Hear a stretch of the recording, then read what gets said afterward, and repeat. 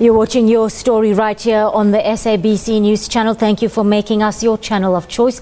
Well, the passing of Winston Ntshona, the South African playwright and actor, has saddened many in the arts fraternity and beyond. Ntshona was born in Port Elizabeth and was seen as a success story among his community and a legend among many in the industry.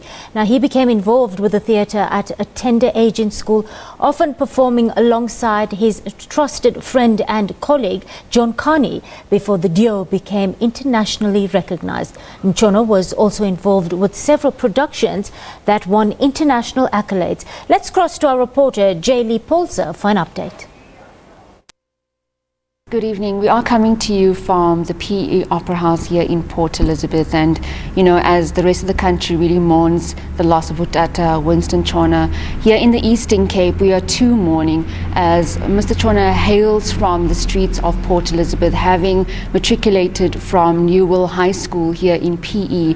But just looking at his name is synonymous with the greats such as John Kani, such as Ethel Fugard, having worked with those people in productions as well, and having scripted the playwright of The Island, as well as the death of Sizwe Banzi. We saw Mr. Ntshona also win a Tony Award in the United States, so he really has accomplished so much in his life.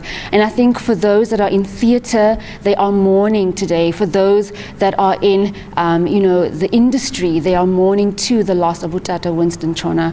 Right with me right now, I do have Monde Ngonyama, and he is the manager here at the PE Opera House, and he's going to be talking to us about the legacy of Tata Ntshona and how important his name was in the industry. Monde, thank you so much for joining us. Obviously it's very sad to hear that Utata has left us. Just looking at his legacy and the many plays that he was involved with and his name, coming from you who knows him very well, how are you feeling right now? We feel very sad for the loss of such a great thespian who hails from our shores, Nelson Mandela Bay as well as Eastern Cape. However, his loss is not going to be lost to us, because he will live forever in our memories. And as the young people coming after them, we will ensure that we keep their legacy. But I think it's enough for us to really say we mourn with the family. Speaking to them earlier and found that they are very strong, it gives us relief. We really say tutwini to the Ntshonas, and we are going to mourn with them. Tata Winston Ntshona was 77 years old, and as the youngsters, I know when you are lost in this world, we tend to lean back to our elders. When was the last time you sat down and actually embraced the man that he is, and just taken in some of that knowledge that he has imparted on many?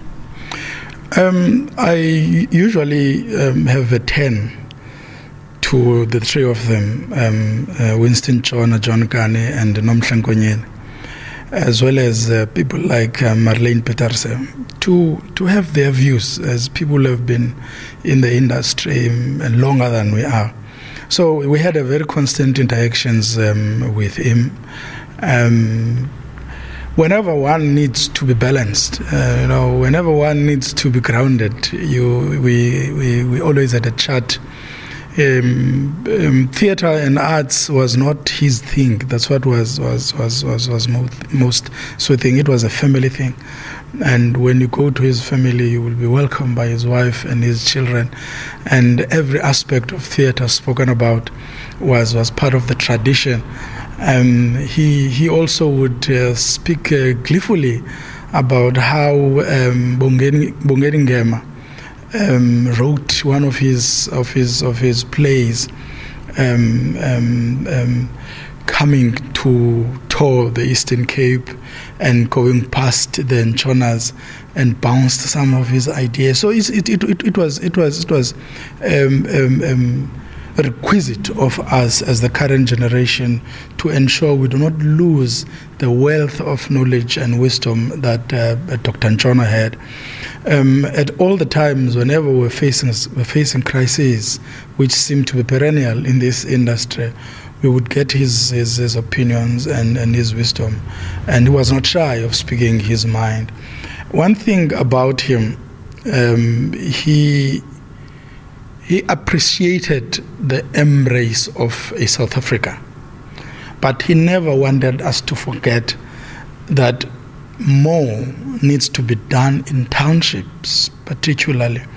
This is one of the things that I think he grieved to his death, not having seen or witnessed it unfolding, because he made strides to ensure that development of theatre and the arts in general finds its expression amongst young people, black in particular, and in townships.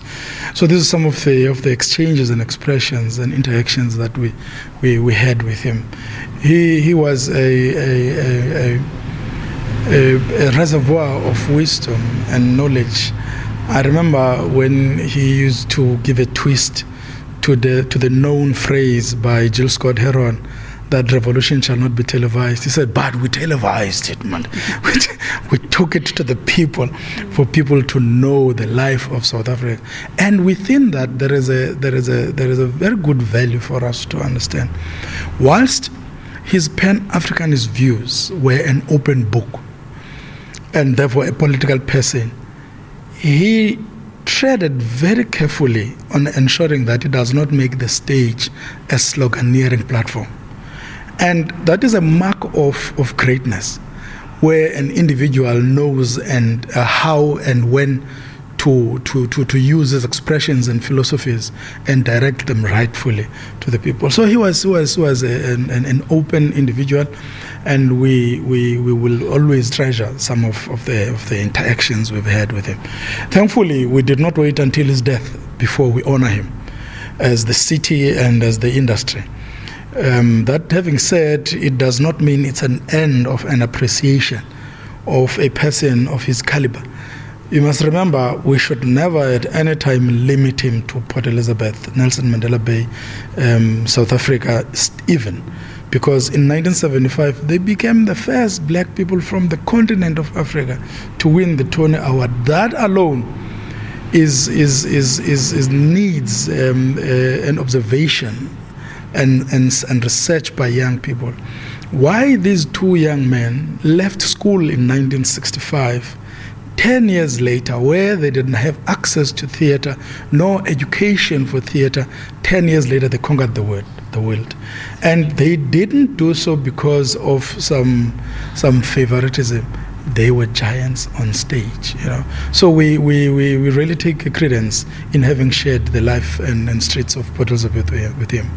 Thank you very much for your time, Monde, and condolences once again. Thank you very much. Well, there you have it. That was Monde Ngonyama, the PE manager at the PE Opera House, just really talking about the life and times of Utata Winston Ntshona and that friendship that he shared with Ethel Fugard as well as John Kani, speaking about the many plays and productions that they did, such as The Island and The Death of Sizwe Banzi, where they won an award, the Tony Award in the United States, but also punting that one must remember that he's not only from Port Elizabeth, he's a child of South Africa, child of the soil, and as well as an international figure, and we'll mourn his loss.